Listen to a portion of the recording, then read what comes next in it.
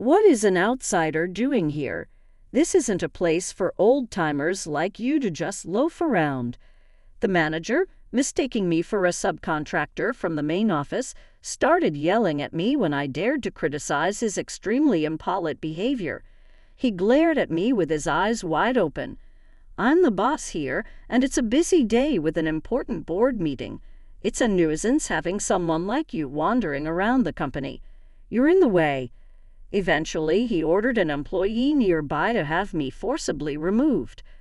I didn't expect it to go this far, but if they want me to go home that badly, so be it. What happens to their important meeting is none of my concern. I decided to go back to my country. My name is Sam. I've worked for a major electrical equipment manufacturer for many years. With my experience, I'm almost like an old-timer there. My company has branches all over the world, so I often visit branches in different countries, leading to a life of traveling around the world. Despite the tough days, I find my job very fulfilling, and I'm grateful for my enriching days. During this time, I was scheduled to visit the Japan branch.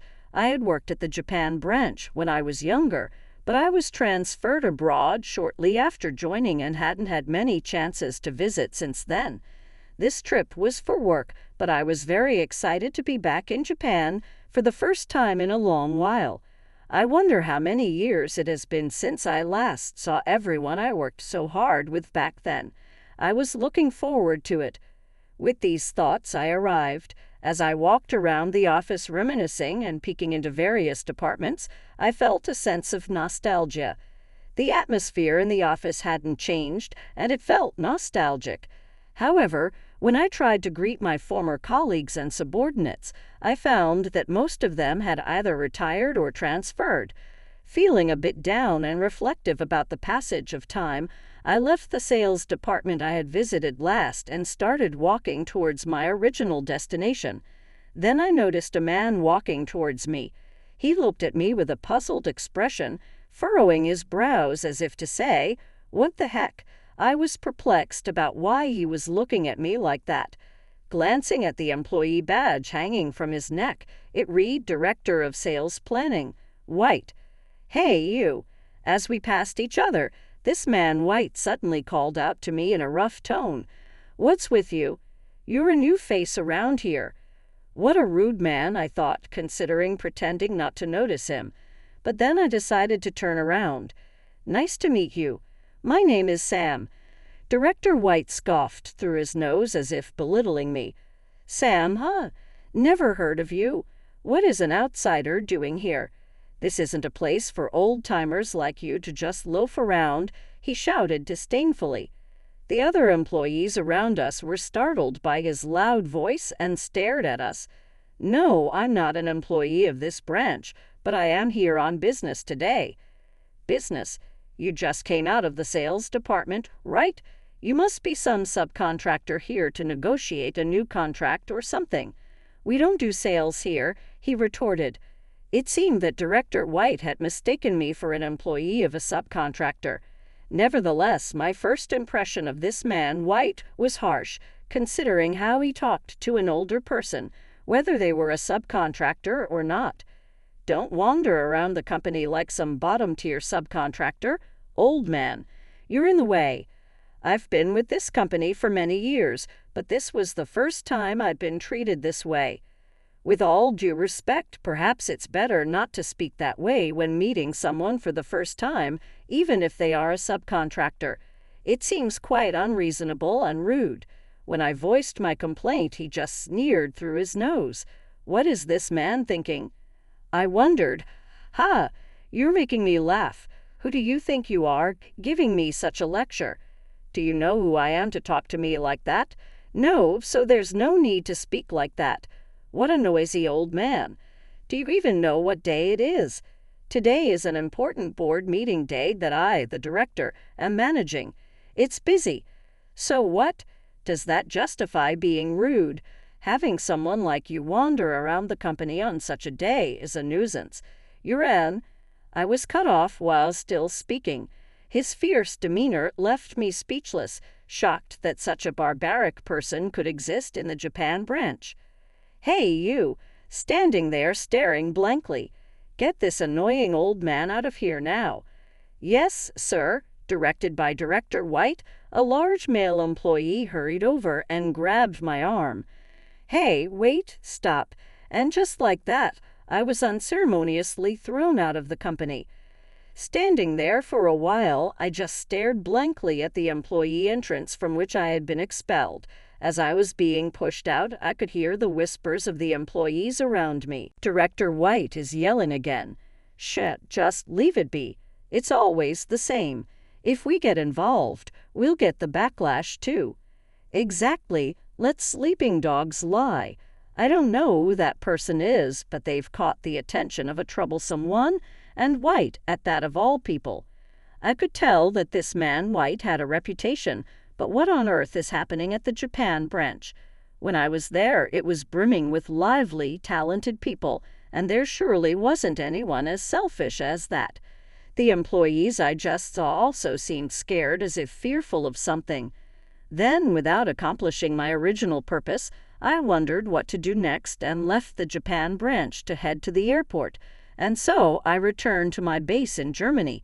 Just as I was taking a moment to rest, my phone rang. It was the president of the Japan branch. "Hello, this is Sam." "President Sam, I'm glad I got through. Where are you right now? Why didn't you attend the board meeting?" "I'm sorry I couldn't make it.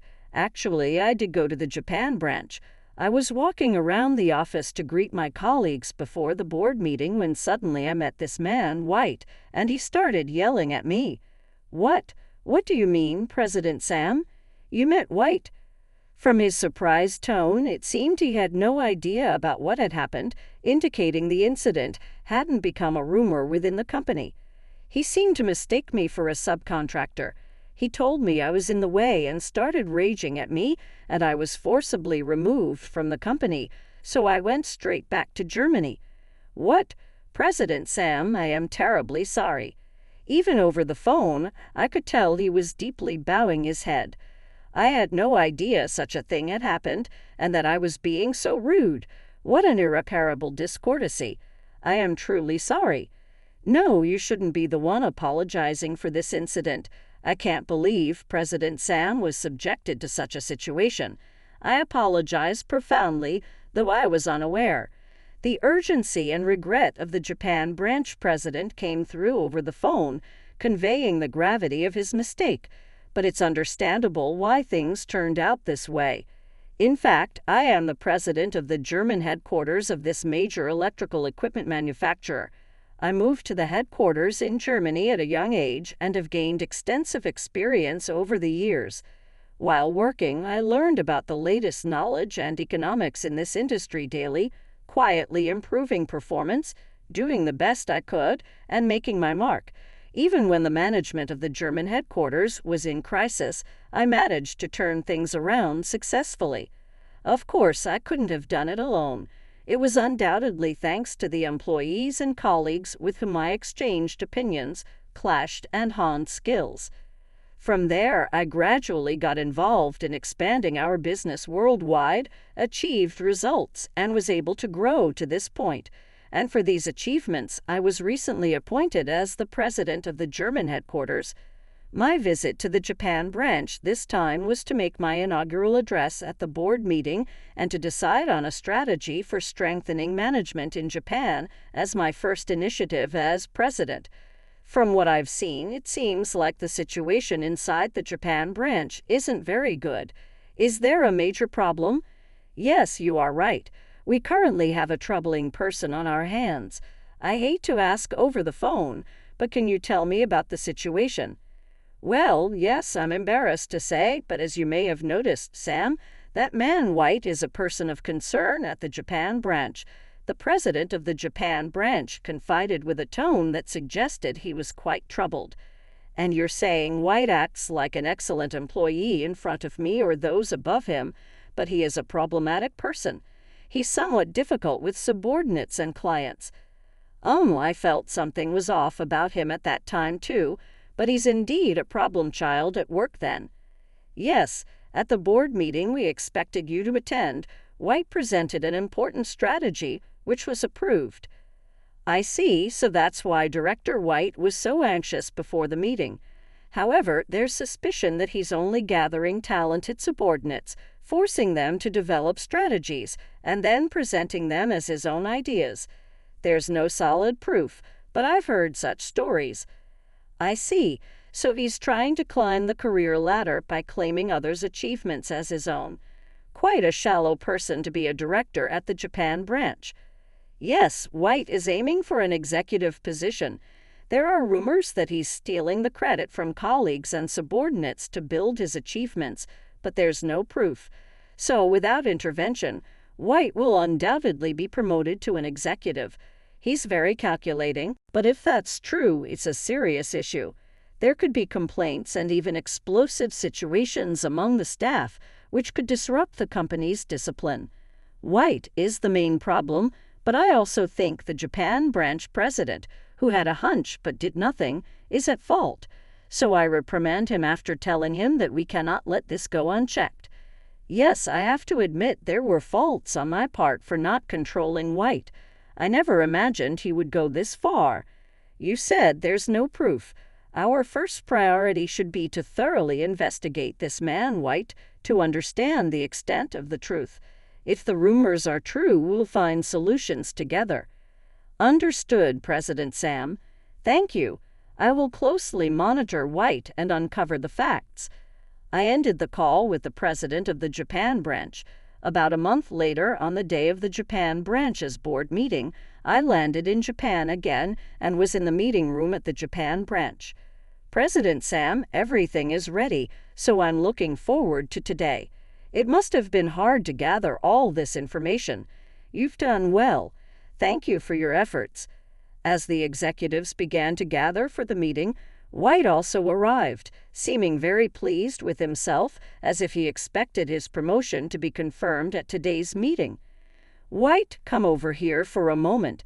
When the president of the Japan branch called him, White noticed me, and our eyes met. What? Why is that old man from that time here? Wasn't he a subcontractor? White muttered to himself as he approached. Director White, long time no see. This time I was able to attend the meeting without being dragged out by you, and it wasn't in vain. Last time you treated me as a bothersome old man, and I couldn't attend. White, looking utterly pitiful and confused, seemed to be asking the other executives around for an explanation. Well, calm down. I'm not just some lowly subcontractor old man. It seems you didn't know, but I'm the president of the German headquarters. Understand, Director White? I patted his shoulder lightly. The German headquarters? I mean, are you really? I heard you were Japanese. No way, you're joking, right? White's panic was almost like something out of a drama, and the unaware executives started to murmur among themselves. You treated me quite arrogantly the other day, you remember, right? You told me, an old man, to get out and hurled terrible insults. Hey, what? I mean, not at all. You must be mistaking me for someone else. I rebuked Director White as he tried to feign ignorance. Don't joke with me. You don't even know my face, and you call yourself the director of the Japan branch. Don't make me laugh. I've had you investigated thoroughly this past month. It seems we have quite a bit to report. You investigated me? I haven't done anything wrong. What is going on? After that call with me, the president of the Japan branch was ordered to secretly form an investigative team within the company. They thoroughly monitored White, conducting daily interviews with employees to scrutinize his work, words, and actions. I raised my voice for a moment, but reminded myself to stay calm and began reading the report in a composed tone. It seems you've been pushing employees you dislike into dead-end jobs. No, that's not true. You've been spreading false rumors and scheming to make it impossible for them to stay at the company. Some were even harassed into resigning. Who made up such a story? I have no recollection of such things. It's not just the employees who were sidelined that are reporting to us. I frowned as I read the characters written in the report. There have been reports of sexual misconduct from female employees. They say you touched their heads when no one was looking, persistently invited them to dinner alone, and when they refused, the harassment began. The next day, countless incidents came to light. White's facade of composure changed dramatically. "Don't joke with me. Who would believe such a bluff? I don't remember inviting anyone to dinner, and I'm certainly not desperate enough to hit on any of the women at this company." White protested loudly, sweat forming on his forehead. The people who ended up in dead-end jobs chose that themselves. It wasn't my fault. They were just incompetent. I was appalled that even now White was still making disparaging remarks about the employees. "That's not all. You hardly do any work yourself, pushing it onto your subordinates. Because of you, they often have to work overtime. They're not just doing their own jobs, but yours too." I glared sternly at Director White. "Yet you take all the credit for their work." "That's a false accusation." White retorted. "Is it really false? I hear that the strategy you submitted and got approved wasn't actually your idea." "Don't spout nonsense. That was definitely my plan. I worked on it, sacrificing my sleep. Someone must be jealous of my ideas, holding a grudge and making up these false reports. But there are more reports of your wrongdoing. It's also come to light that you've been misusing company funds for leisure. Do you still intend to deny it?" "Hey, give me a break. Misusing funds for leisure. It was business entertainment. It's because everyone else is useless at bringing in business. I had to go and handle it myself. How is that playing around?" White began to shout, glaring at everyone in the room as if he was throwing a tantrum. "Enough already. You're all talk and a fool who can't do anything, yet you treat valuable employees and subordinates poorly and pursue your own selfish interests. You are the real hindrance to this company. Don't mess with me. You have no idea how much I've struggled for this company. The inconvenience I'm suffering from this false accusation is undoubtedly mine. How long do you plan to keep up this facade? It's disgraceful. Just stop it. Here's all the evidence. Everything has been thoroughly investigated. There's no escape for you now." I thrust a stack of reports at White. Watching the reports, I could see his complexion turning increasingly pale. "Don't mess with me. When did? Who researched all this?" "Damn it, all my hard work," White murmured to himself and then collapsed right there. The executives, the president of the Japan branch, and I just watched him in silence.